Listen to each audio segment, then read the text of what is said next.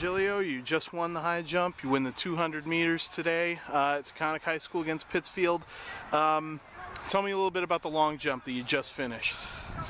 I felt all right. Had trouble with my steps, just like usual. Had to move it back about 2 feet to finally get on the board and slow down a little bit on my my last jump, but it felt all right. It was good. Still able to pull out a 17.2.5 that wins the long jump on that third jump. So I mean that had to be satisfying after two fouls. Yeah, it was definitely. Tell me a little bit about the 200. I mean, you had a very intense face at the very end of that heat. Yeah, I usually do. I was giving it my all. It was an okay run for me, not a personal best, but I'll take it. It's a win. Win's a win. First 100 off the blocks felt a little slow. Same thing on my 100, slow off the blocks. But I started pouring it on into the second 100, and I knew I was going to take it once I get around that corner. How much did the weather affect you? It's colder and windier than ideally it would be for a track and field meet. How did you have to vary your warm-ups and change up what you usually do? Yeah, the wind's a huge factor, especially the temperature. Had to wear several layers. Had to try to stay as warm as I could.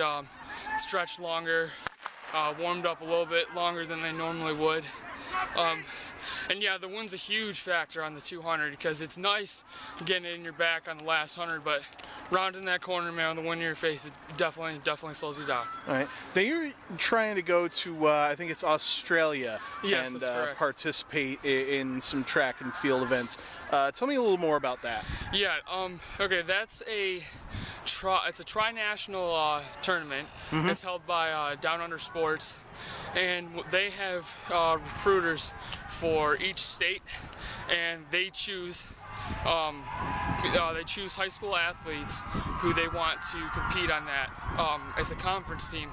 There's a conference team for the U.S., Australia, and New Zealand, and so basically they take runners that they deserve or that they feel deserve to go down, and we go down to Australia for I think it's 7 days, and we compete, have some fun.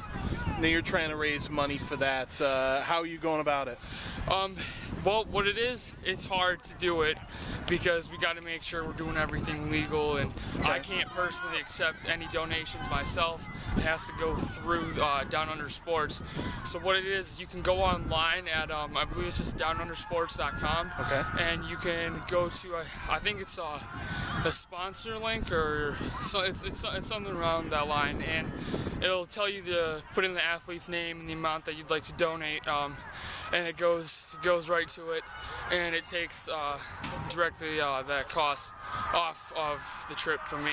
And there's forms that you can just fill out, and I have those down at LP Adams, O'Loughlin's, and the Hinsdale Trading Company. Okay. And you can go down and pick those forms up, fill them out, write the amount, and you send it in to Down Under Sports, and it does the same thing.